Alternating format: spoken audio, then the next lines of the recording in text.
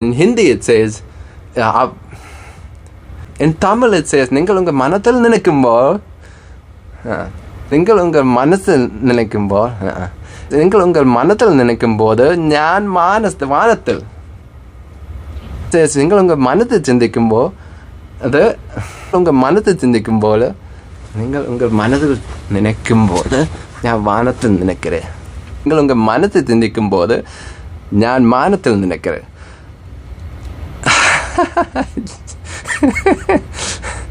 What is going on, my Desi log? What is going on? Today I want to talk to you guys about thinking big, believing for big things, being a dreamer. The Holy Word of God says that God is able to do exceedingly, abundantly, above all that we can ask or imagine. For us to understand this first, we need to understand how amazing and mighty God is.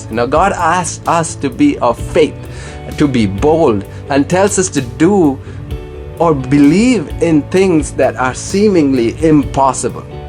He asks us to do and believe in things that are seemingly impossible for a human to do. Am I talking about being a Superman? No. What I'm here today to tell you is that God is able to do more than we can ask or even think. God is able. And not only is He able, He's able to do what we ask and think. Now, it goes beyond that. He is able to do exceedingly, abundantly, above all that we can ask or even imagine.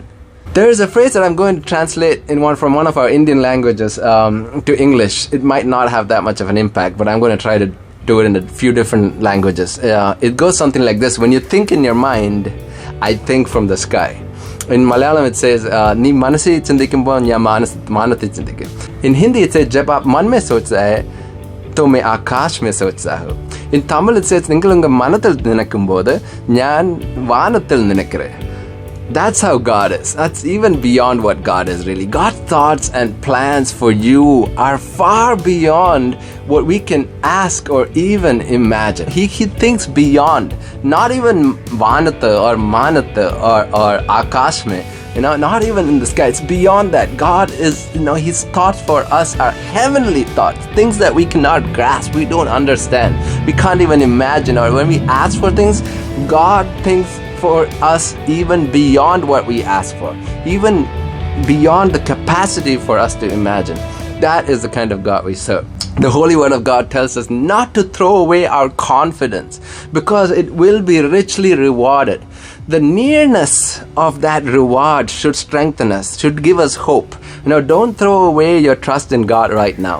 It carries for it a rich reward in the world here and in the world to come as we go to heaven.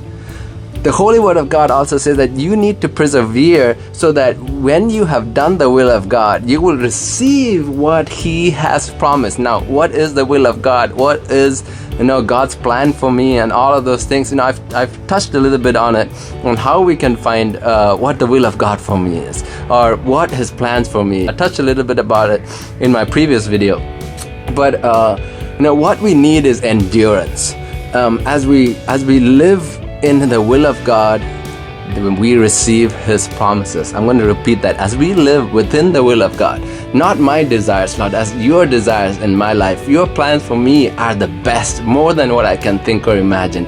Your plans for me are better than my plans for myself. As we live in His will, we receive His promises. We receive His blessing. There's a controversial part in the Word of God that says, controversial not because the Word of God is controversial, but the way people translate it is controversial. It says, I can do all things through Him.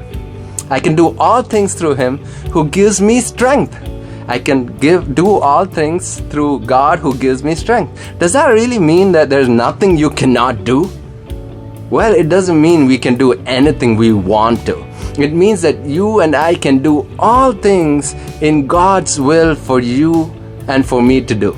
And it is for those things that God gives you and me the strength to do. If God tells you to do something, He would never call you to do something that you will not be able to do. Here's what God tells you through His holy word. Listen to this very carefully. What no eye has seen, what no ear has heard, what no human mind has conceived.